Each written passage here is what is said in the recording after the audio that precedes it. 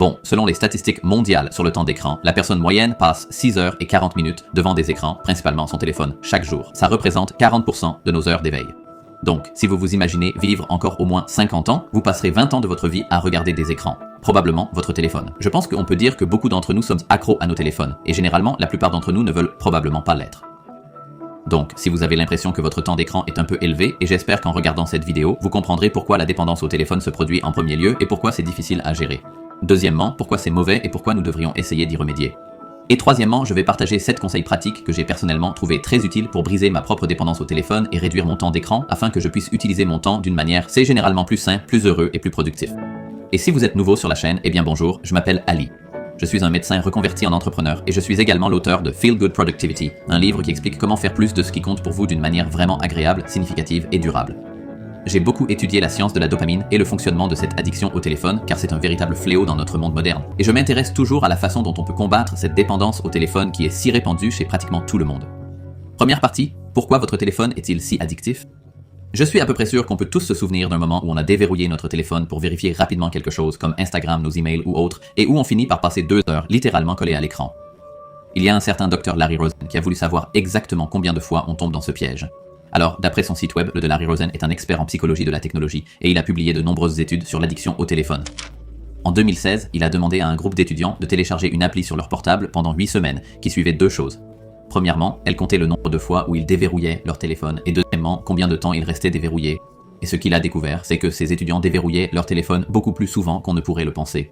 Ils déverrouillaient leur téléphone plus de 60 fois par jour et ils l'utilisaient pendant plus de 3 heures et demie, soit 220 minutes exactement. Et oui, bien sûr, nos téléphones sont utiles et tout ça, mais le problème, c'est qu'on devient de plus en plus accro à nos portables. Et ce qui est encore plus flippant, c'est que ce n'est pas entièrement sous notre contrôle. Il y a ce phénomène qu'on appelle souvent le piratage du cerveau, où la technologie est délibérément conçue pour changer notre façon de penser et de contrôler les habitudes que nous formons, ce qui finit littéralement par changer le fonctionnement de notre cerveau. Et tout cela fait partie de ce qu'on appelle l'économie de l'attention. Alors, la partie économie, comme en économie, concerne la façon dont les ressources limitées comme la nourriture et l'argent sont produites, partagées et consommées. Mais ensuite, la partie attention entre en jeu parce que notre attention peut être échangée exactement de la même manière, car c'est une ressource limitée. En fait, quand on prête attention à quelque chose, on doit forcément ignorer autre chose. Et donc, dans cette économie de l'attention dans laquelle on vit depuis pas mal d'années maintenant, les entreprises tech se battent toutes pour capter notre attention limitée. Et ça fait de nous le produit plutôt que le client. Donc c'est comme si, voilà, c'est vous, votre pauvre âme, et vous avez votre appareil, ou peu importe ce que ça peut être. Mettons ça par ici en fait, ça c'est l'appareil. Et vous avez toutes ces différentes entreprises qui essaient de vous faire de la pub. Et la façon dont elles vous font de la pub, c'est à travers les applis de réseaux sociaux sur votre appareil. Donc,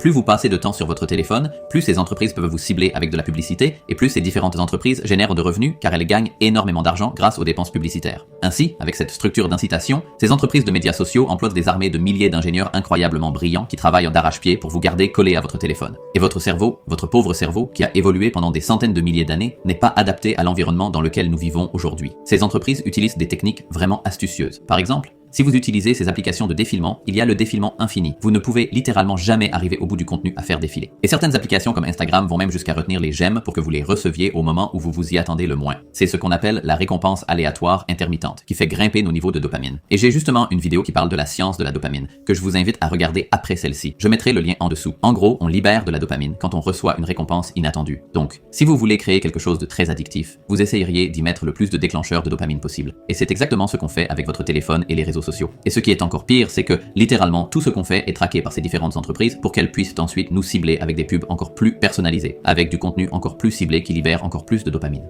Donc si vous vous sentez accro à votre téléphone, ne vous inquiétez pas, ce n'est pas votre faute. Vous menez un combat perdu d'avance dans cette économie de l'attention parce qu'on ne peut tout simplement pas rivaliser avec les armées d'ingénieurs que ces entreprises ont embauchées pour contrôler notre attention. Cela dit, même si ce n'est pas de notre faute si nous sommes dans cette situation, c'est notre responsabilité de prendre le contrôle de la situation et de faire ce qui est en notre pouvoir pour nous aider à guérir de notre dépendance au téléphone. Et si vous voulez devenir encore plus productif et perdre encore moins de temps, je vous recommande de jeter un œil à Grammarly, le sponsor de la vidéo d'aujourd'hui. Mon équipe et moi passons beaucoup de temps à écrire et taper sur des dizaines de plateformes différentes comme Slack, Google Docs, les emails, Notion et autres. Et on aime utiliser Grammarly pour s'assurer que notre écriture est aussi efficace et percutante que possible. On a vraiment remarqué qu'une meilleure rédaction de ces messages conduit à moins de réunions. Grammarly est un assistant d'écriture IA qui aide les professionnels comme vous et moi à écrire mieux et plus vite. Et vous pouvez l'utiliser directement dans vos applications pour appliquer les suggestions et faire des changements rapidement. En plus, leurs fonctionnalités d'IA sont complètement gratuites. Et ce qui distingue Grammarly des autres outils d'IA, c'est qu'il fonctionne parfaitement avec plus de 500 000 applications et sites web.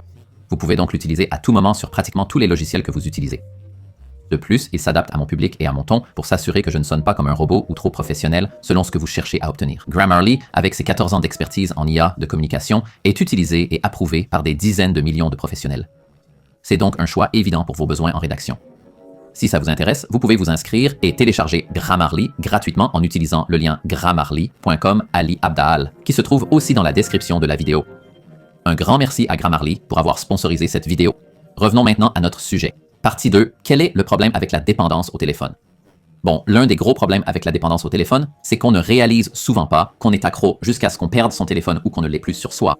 Vous avez sûrement déjà vécu cette situation où vous pensez « Oh merde, j'ai pas mon téléphone ». Vous vérifiez vos poches, vos sacs, il n'est pas là et vous ressentez cette anxiété aiguë à l'idée de ne pas avoir votre téléphone sur vous. En fait, c'est un phénomène appelé nomophobie, la peur de ne pas pouvoir utiliser son smartphone. Il y a des études intéressantes qui examinent ce qui arrive à notre corps quand on ne peut pas consulter notre téléphone. D'abord, il y a eu cette étude super intéressante publiée en 2021 qui a divisé au hasard un groupe de gens en deux. Un groupe appelé le groupe Texto s'est vu retirer son téléphone avec pour consigne de laisser les notifications actives pour entendre le téléphone sans pouvoir le voir. Dans l'autre groupe, le groupe sans texto, les gens gardaient leur téléphone mais en mode silencieux. Les chercheurs ont ensuite branché tous les participants des deux groupes à des capteurs sur leurs doigts qui mesuraient d'abord leur rythme cardiaque et ensuite les changements au niveau de leur peau, la conductance cutanée comme la transpiration qui indique l'anxiété. Et ils ont surveillé ces paramètres pendant que les étudiants regardaient un cours de 10 minutes sur lequel ils allaient être testés par la suite.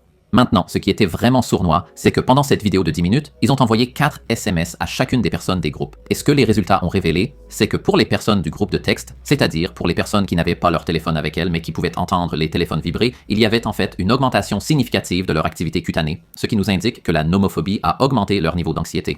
Et puis, une autre étude très intéressante a révélé que les jeunes qui utilisent trop leur téléphone et ressentent beaucoup de symptômes de sevrage ont des niveaux de cortisol accrus, et le cortisol est la principale hormone de stress de votre corps. Et nous devenons tellement accros à la vérification de nos téléphones que lorsque nous ne pouvons pas y accéder, notre corps réagit de la même manière que si nous étions poursuivis par un animal sauvage dans la nature. La réponse, combat ou fuite. Et quand on vit cette nomophobie, le seul moyen de se sentir moins anxieux, c'est de vérifier son téléphone. On se retrouve donc piégé dans ce cycle addictif. Maintenant, en plus de la nomophobie, il y a quelques autres expressions intéressantes que les gens ont inventées. Il y a la ringsiété, quand on vérifie constamment son téléphone parce qu'on a l'impression d'avoir reçu un texto ou un appel, et la textsiété, qui est ce sentiment d'anxiété qu'on ressent quand on a l'impression qu'on doit toujours répondre aux messages dès qu'on les reçoit. Et en gros, de plus en plus d'études montrent cette corrélation entre l'addiction au téléphone et les problèmes de santé mentale comme l'anxiété, la dépression et la paranoïa. Ah, et au fait, si vous appréciez cette vidéo et que vous vous trouvez un peu accro à votre téléphone, vous pourriez être intéressé par mon cours intensif gratuit de 7 jours sur la concentration. C'est un cours par email de 7 jours où je vous enverrai chaque jour un message qui décortique certains principes, stratégies et outils pour améliorer votre capacité de concentration. C'est totalement gratuit, vous pouvez vous désabonner quand vous voulez. Rendez-vous sur focuscrashcourse.com ou cliquez sur le lien ci-dessous pour en savoir plus si ça vous intéresse. Il y a ce type, Jonathan Haidt, qui est psychologue et auteur d'un excellent bouquin intitulé The Anxious Generation. Et son argument principal dans le livre, qu'il défend de manière assez convaincante à mon avis, c'est que la raison pour laquelle la génération Z a beaucoup plus de problèmes de santé mentale comme la dépression, l'anxiété et autres, c'est qu'entre 2010 et 2015, quand les jeunes de la génération Z traversaient la puberté, une période cruciale pour le développement humain, c'est à ce moment-là qu'on a vu cette explosion de l'utilisation des smartphones et des réseaux sociaux. On ne parle pas d'augmentation de 10 ou 20% ici. Pour la plupart des choses, on parle presque d'un doublement, surtout chez les jeunes filles. Maintenant, vous vous dites peut-être, ouais, mais c'est juste parce que la génération Z est plus ouverte à parler de santé mentale. Et voici ce que Jonathan Haidt répond à cela. Beaucoup disent « Oh, vous savez, c'est juste de l'autodéclaration. La génération Z est plus positive sur la santé mentale et prête à en parler. C'est une bonne chose. » Mais le fait est qu'on voit exactement les mêmes courbes, une forte hausse chez les filles des hospitalisations pour automutilation, des visites aux urgences psychiatriques, et on voit ça aux États-Unis, au Canada, en Australie, en Nouvelle-Zélande, au Royaume-Uni, dans les pays scandinaves. Donc, quelque chose s'est produit dans le monde développé autour de 2012. Alors, comment expliquer cette tendance qu'on observe ici? Voici à nouveau Jonathan Haidt de son interview avec Andrew Huberman. Si vous voulez comprendre pourquoi une personne est déprimée, il y aura de nombreuses histoires. Mais si vous voulez comprendre pourquoi les taux de dépression ont augmenté plus vite chez les filles que chez les garçons partout dans le monde développé, à moins que quelqu'un ne trouve un produit chimique perturbateur hormonal qui aurait été soudainement pulvérisé sur l'Europe du Nord, le Pacifique Sud, les États-Unis et le Canada vers 2012, il n'y a pas d'autre explication. On a parlé de comment votre addiction au téléphone augmente potentiellement votre anxiété et votre dépression, mais elle contribue aussi à la procrastination. Donc, et puis, ironiquement peut-être, le quatrième point est que la dépendance au téléphone peut en fait contribuer à des problèmes comme la solitude. Par exemple, cette étude de 2018 a montré que limiter l'utilisation des réseaux sociaux à environ 30 minutes par jour peut améliorer considérablement le bien-être. Dans cette étude, ils ont essentiellement découvert que les étudiants qui limitaient leur utilisation du smartphone à seulement 30 minutes connaissaient une diminution de la solitude et de la dépression par rapport à un groupe d'étudiants qui utilisaient leur smartphone normalement. Jusqu'à présent, nous n'avons abordé que quelques-uns des effets négatifs de la dépendance au téléphone. Il y a plein d'autres conséquences, comme la réduction du sommeil, la baisse des performances cognitives, la diminution de la capacité d'apprentissage et bien plus encore. Mais passons maintenant à la troisième partie, qui est « D'accord, cool. On sait que les téléphones sont addictifs. On sait qu'on a probablement du mal avec ça. Que peut-on vraiment faire pour y remédier? Bon, il existe plusieurs stratégies qu'on peut utiliser pour maîtriser notre dépendance au téléphone pour qu'on en ait le contrôle plutôt que l'inverse. Ma préférée, c'est d'utiliser des applis pour en bloquer d'autres. Il y a une super appli qui s'appelle Opal. Je n'ai aucun lien avec eux. C'est une appli payante. Elle est très bien, je l'utilise. Mais on peut aussi fixer des limites de temps d'écran sur nos téléphones. Et ce que ça fait, c'est que ça impose une limite maximale sur le temps qu'on peut passer sur une appli en particulier, ce qui est une bonne chose où ça bloque complètement ces applis à certains moments. Dans mon cas, par exemple, j'ai configuré Opal pour bloquer toutes les applis de réseaux sociaux de 21h jusqu'à 9h du matin, ce qui veut dire que je ne scrolle jamais le soir. Et je ne scrolle jamais non plus dès le réveil parce que je ne peux littéralement pas, l'appli m'en empêche. C'est souvent la première chose que je recommande quand je parle à des amis ou à des collègues et quand on me pose des questions sur la dépendance au téléphone. Je leur demande « Avez-vous téléchargé une application de blocage d'app sur votre téléphone? Si ce n'est pas le cas, faites-le. C'est gratuit ou peu coûteux, très facile à mettre en place et ça libère immédiatement beaucoup plus de temps. » C'est vraiment un moyen très rentable de récupérer du temps pour soi. Deuxièmement, ce que je trouve vraiment utile, c'est de configurer des modes de concentration automatiques sur mon téléphone. En fait, je gère toute ma vie à travers mon agenda. J'y mets toutes mes tâches professionnelles. J'y inclus aussi mes événements sociaux. Donc quand mon téléphone détecte un événement dans mon agenda, il active automatiquement le mode concentration, ce qui signifie que je ne vois jamais de notification. Il n'y a qu'une poignée de contacts, comme ma copine, mon frère, ma mère, ma grand-mère, dont les peuvent passer. Je vois donc toujours les notifications importantes, mais je ne suis pas dérangé par tous ces groupes de discussion aléatoires. Et tous les messages Slack et les emails et toutes les autres choses que j'essaie vraiment de faire, qui pourraient être le travail, mais ça pourrait aussi être un dîner avec des amis, par exemple. Troisièmement, voici une astuce toute simple pour améliorer votre sommeil. Ne pas garder votre téléphone sur votre table de chevet, mais plutôt de le mettre à charger de l'autre côté de la pièce pour que vous deviez sortir du lit pour y accéder, ou dans l'idéal, faites charger votre téléphone pendant la nuit dans une autre pièce. Ce que je recommande, c'est d'avoir une liseuse Kindle sur votre table de chevet, car elle est légère, son écran est très peu lumineux et vous pouvez lire au lit. Et si vous vous réveillez au milieu de la nuit et que vous n'arrivez pas à vous rendormir, vous pouvez simplement lire un livre qui, avec un peu de chance, vous aidera à vous rendormir, plutôt que de faire défiler l'écran de votre téléphone. Le conseil numéro 4 est de réorganiser les applications sur votre téléphone. Ce que je fais, c'est que je n'ai aucune appli de réseaux sociaux sur mes écrans d'accueil. Si je veux aller sur Instagram, je dois glisser vers le bas, taper Instagram et cliquer dessus. Et c'est seulement à ce moment-là que je peux ouvrir Instagram. C'est plutôt sympa, ça marche souvent. Mais une autre chose que vous pouvez faire, c'est installer une appli appelée OneSec. J'utilisais beaucoup OneSec avant, mais je l'ai remplacé par Opal parce que je préfère comment Opal fonctionne. Mais ce que fait OneSec, c'est que vous téléchargez l'appli et ensuite, chaque fois que vous ouvrez Instagram ou YouTube ou TikTok ou n'importe quelle autre appli du genre, ça crée un faux écran de chargement qui vous dit d'attendre 5 secondes avant d'ouvrir l'appli. Ça vous encourage à faire une pause. Il propose des liens vers d'autres applis comme Kindle et Audible que vous pourriez préférer utiliser à la place. Et puis, si après ces 5 secondes, vous décidez quand même d'aller sur Instagram, vous pouvez le faire. Ce n'est pas un problème. Mais généralement, pendant ces 5 secondes où vous avez pris cette pause, ça nous permet d'avoir ce moment entre le stimulus et la réaction. Ça nous permet de choisir notre réponse et de nous demander, est-ce que j'ai vraiment envie d'aller sur Instagram maintenant? Ou est-ce que j'y vais juste par habitude parce que mes doigts appuient dessus automatiquement? Le 6e conseil, c'est de mettre votre téléphone en mode niveau de gris. Ce n'est pas quelque chose que j'ai essayé personnellement, mais environ la moitié de mon équipe semble avoir son téléphone en niveau de gris en permanence. J'en parlais à Angus, mon directeur général, tout à l'heure, et il ne jure que par cette méthode. Il m'a dit que son temps d'écran a diminué de 50% parce que ça rend votre téléphone beaucoup moins addictif et beaucoup moins attrayant à utiliser, ce qui veut dire que vous l'utiliseriez quand même pour les messages importants, les appels téléphoniques, j'ose dire. Mais soudainement, naviguer sur Instagram, TikTok ou YouTube devient beaucoup moins attrayant quand on sait que c'est en mode niveau de gris plutôt qu'en mode couleur.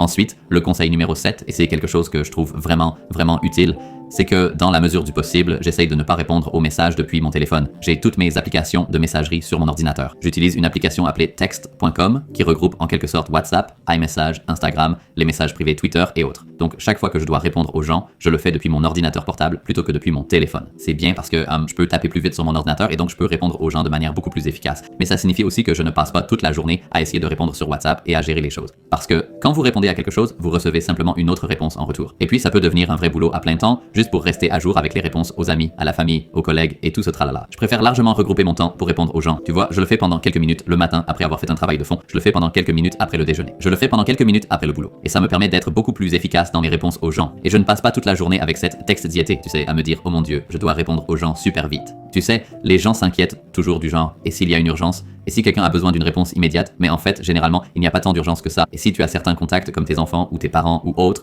qui pourraient vraiment avoir besoin de te joindre en cas d'urgence, tu peux toujours les ajouter aux exceptions de ton groupe prioritaire. Ce qui veut dire que, par exemple, avec ma mère, chaque fois qu'elle m'envoie un message ou m'appelle, je vois toujours la notification sur mon ordinateur et sur mon téléphone, même quand j'ai activé un mode concentration. Ce ne sont là que quelques-unes des stratégies que vous pouvez utiliser pour prendre le contrôle de votre téléphone plutôt que de laisser votre dépendance au téléphone vous contrôler. Et j'aimerais bien lire dans les commentaires, si vous êtes arrivé jusqu'à ce point de la vidéo, quelle est la stratégie que vous avez trouvée utile pour combattre cette inertie de dépendance que nous avons tous envers nos téléphones. Et si vous cherchez quelque chose à faire au lieu de scroller sur votre téléphone, vous pourriez jeter un œil à cette vidéo juste ici, qui présente 5 activités productives productives à faire pendant votre temps libre au lieu de scroller sans but. Et je vous garantis que si vous faites l'une de ces choses, ce sera une bien meilleure utilisation de votre temps et vous vous amuserez beaucoup plus que si vous continuez simplement à scroller sur votre téléphone. Alors merci beaucoup d'avoir regardé et j'espère vous retrouver dans la prochaine vidéo.